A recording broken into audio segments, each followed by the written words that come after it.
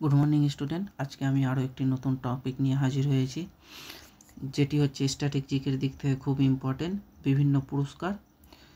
तो चलो भिडियोटा शुरू करा जाक। और हाँ, एर आगेर भिडियोगुलो तोमरा आशा करी सबाई अवश्यई देखेछो एबं जोदि ना देखे थाको आगे सेई भिडियोगुलो देखे नाओ। तो आजकेर प्रथम प्रश्न होच्छे जे भारतेर सर्वोच्च नागरिक सम्मान कोनटी। भारतेर मूलत सर्वोच्च नागरिक सम्मान होच्छे भारत रत्न, एटी होच्छे प्रथम नम्बरे।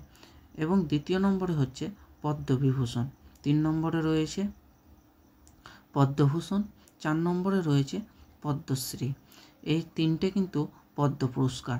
আর এর পরবর্তী প্রশ্ন হচ্ছে ভারতের সর্বোচ্চ সৈন্য অর্থাৎ গ্যালেন্ট্রি অ্যাওয়ার্ড। গ্যালেন্ট্রি অ্যাওয়ার্ড কোনটি। ভারতের সর্বোচ্চ গ্যালেন্ট্রি অ্যাওয়ার্ড হচ্ছে পরমবীর চক্র। পরমবীর চক্র হচ্ছে একটি যুদ্ধরত অবস্থায় দেওয়া এই পুরস্কার। এই পুরস্কার মূলত যুদ্ধে পরাক্রম দেখানোর জন্য দেওয়া হয়। এই পুরস্কার এখন পর্যন্ত মোট 21 জনকে দেওয়া হয়েছে, যার মধ্যে 14 জনই কিন্তু মরণাপ্রান্ত পেয়েছে অর্থাৎ মরার পর। এই পুরস্কার দুটি ক্ষেত্রে বিভক্ত, একটি হচ্ছে শান্তির ক্ষেত্রে দেওয়া হয়, একটি হচ্ছে যুদ্ধরত। একটা ওয়ার টাইম, একটা পিস টাইম। পিস টাইমে 3টে রয়েছে এবং ওয়ার টাইমে 3টে রয়েছে। ওয়ার টাইমের 3টে কী কী, একটা হচ্ছে পরমবীর চক্র, একটা মহাবীর চক্র আর একটা বীর চক্র। আর অশোক চক্র, কীর্তি চক্র এবং শৌর্য চক্র এই তিনটে হলো পিস টাইম অর্থাৎ শান্তির সময় দেওয়া হয়ে থাকে। তো দেখা যাক পরবর্তী প্রশ্ন। পরবর্তী প্রশ্ন হচ্ছে ভারতের সর্বোচ্চ সিনেমা জগতের পুরস্কার কোনটি। ভারতের সর্বোচ্চ সিনেমা জগতের পুরস্কার হচ্ছে মূলত দাদা সাহেব ফালকে। এবং সারা পৃথিবীর বা সারা বিশ্বের যদি বলা হয় তাহলে কিন্তু হয়ে যাবে এই অস্কার পুরস্কার। অস্কার পুরস্কারটা কিন্তু সারা বিশ্বের। তারপর এইবার দাদা সাহেব ফালকে পুরস্কার পেয়েছেন কিন্তু মিঠুন চক্রবর্তী। এটি কিন্তু 54তম দাদা সাহেব ফালকে পুরস্কার ছিল। তারপর হচ্ছে শান্তিস্বরূপ ভাটনগর পুরস্কার। শান্তিস্বরূপ ভাটনগর পুরস্কার কোন ক্ষেত্রে প্রদান করা হয়। শান্তিস্বরূপ ভাটনগর পুরস্কার মূলত প্রদান করা হয়, এটি কিন্তু এই যে এখানে শান্তি দেখতে পাচ্ছ, তাই কিন্তু এই শান্তি দেখে শান্তিতে কিন্তু করে দেবে না। এটি শান্তিস্বরূপ বলতে শান্তিতে দেওয়া হবে না, এটি মূলত দেওয়া হয় বিজ্ঞানে। তারপর কলিঙ্গ পুরস্কার। কলিঙ্গ পুরস্কার কোন ক্ষেত্রে প্রদান করা হয়। কলিঙ্গ পুরস্কারও কিন্তু এই বিজ্ঞানের ক্ষেত্রেই প্রদান করা হয়। এই পুরস্কার কততে চালু হয়। এই পুরস্কার মূলত 1952 থেকে প্রদান করা হয়। তারপর হচ্ছে প্রথম ভারতীয় যিনি নোবেল প্রাইজ পান তার নাম কি। তিনি হয়ে যাবেন রবীন্দ্রনাথ ঠাকুর। কত খ্রিস্টাব্দে, 1913-তে। 1913-তে পেয়েছিলেন। তিনি কিন্তু প্রথম ব্যক্তি এশিয়ার মধ্যে যিনি প্রথম নোবেল পুরস্কার পান।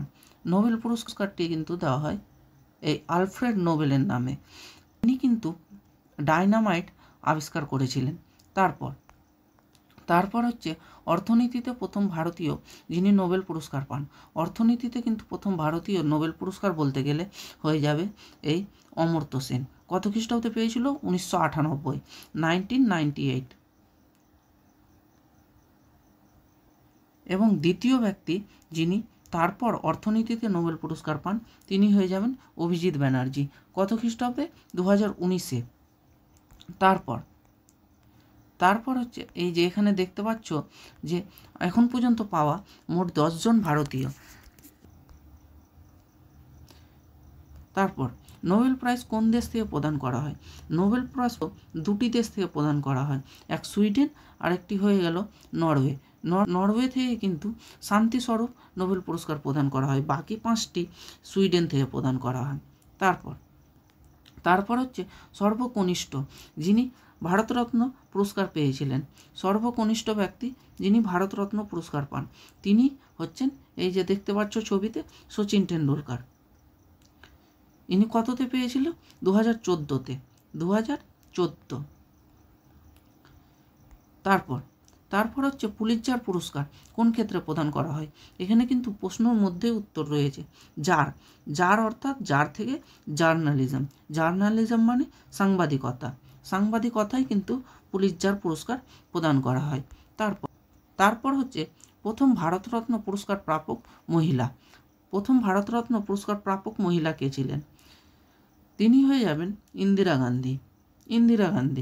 তারপর আজকের মতো এইটুকুই। দেখা হবে আবার পরবর্তী কোনো ভিডিওতে। ততক্ষণের জন্য ভালো থাকবে। আর ভিডিওগুলো ভালো লাগলে চ্যানেলটিকে সাবস্ক্রাইব করে নেবে এবং পাশে থাকা বেল আইকনে ক্লিক করে দেবে, যাতে পরবর্তী সকল ভিডিওর নোটিফিকেশান তোমাদের কাছে সবার প্রথমে পৌঁছে যায়। ধন্যবাদ।